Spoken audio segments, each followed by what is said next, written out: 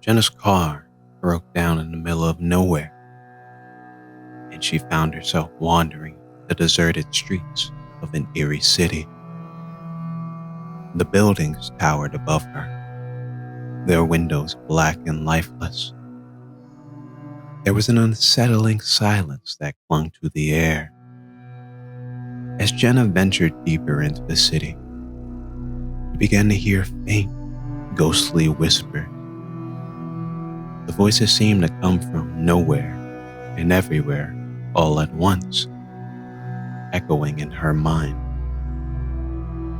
They whispered secrets, dark and incomprehensible, making her question her sanity. Desperate to escape the haunting echo, Jenna stumbled upon an old library.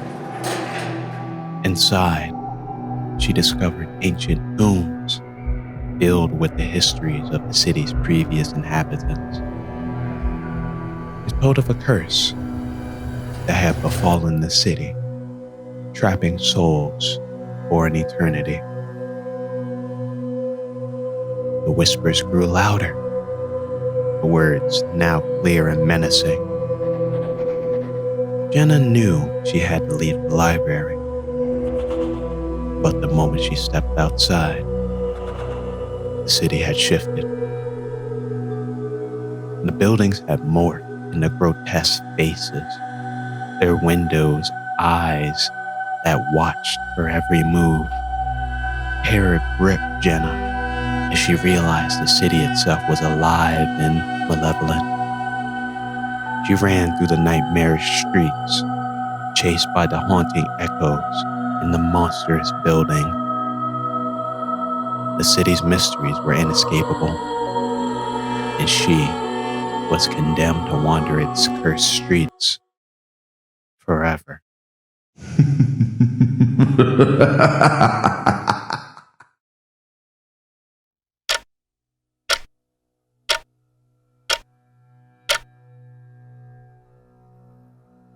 Lucas and his friends decided to explore an abandoned city they had heard rumors about.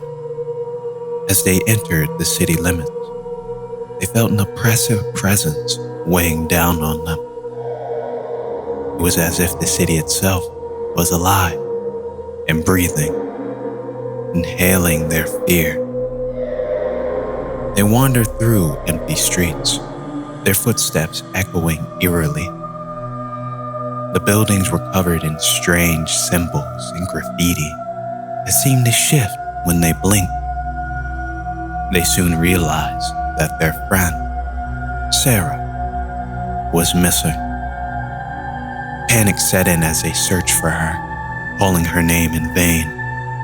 Then, they heard her voice echoing from an alleyway. Following the sound, they found themselves in the dark, narrow alleyway, filled with bizarre, flickering lights. In the dim light, they saw Sarah, but something was wrong. Her eyes were empty, devoid of any emotion. She beckoned them closer, her voice a hollow whisper. As they approached, she vanished into thin air, leaving only her chilling laughter behind. Terrified and now separated, the group tried to find their way back to the city's entrance. But the streets had shifted, and the city seemed to conspire against them. They were trapped, and Sarah was gone forever, lost to the city's inscrutable mysteries.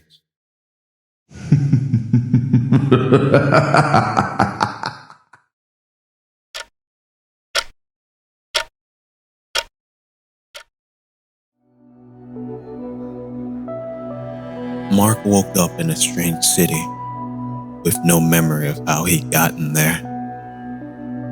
The city was unlike any other, filled with mechanical wonders and bizarre clockwork contraptions. Every street was a maze of gears and cogs, and the building seemed to breathe with a mechanical pulse. As Mark explored, he encountered its enigmatic inhabitants, people with mechanical limbs and emotionless faces. They spoke in riddles and offered no help in finding his way out. Mark felt like an outsider in a city that defied reason. The city had a life of its own, with gears whirling and steam hissing. Mark couldn't tell night from day, as the sky above was a perpetual twilight. He stumbled upon the clock tower that seemed to be the heart of the city, its enormous hands ticking relentlessly. Desperation set in as Mark realized he could never escape this clockwork nightmare. Time itself seemed to have lost meaning in this city, and he was doomed to be a cog in its inscrutable machinery, lost in its endless mysteries.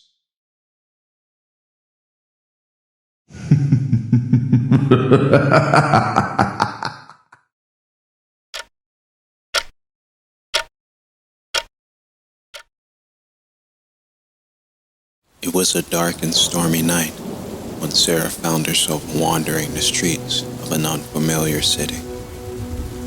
She has been driving for hours, trying to reach her destination, but had somehow taken a wrong turn and ended up in this eerie place. The city seemed abandoned, with no signs of life anywhere.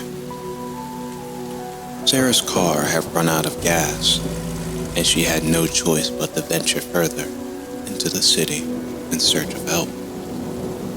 As she walked through the narrow, winding streets, the buildings around her seemed to loom like ancient giants, their windows shattered and their walls covered in graffiti that made no sense.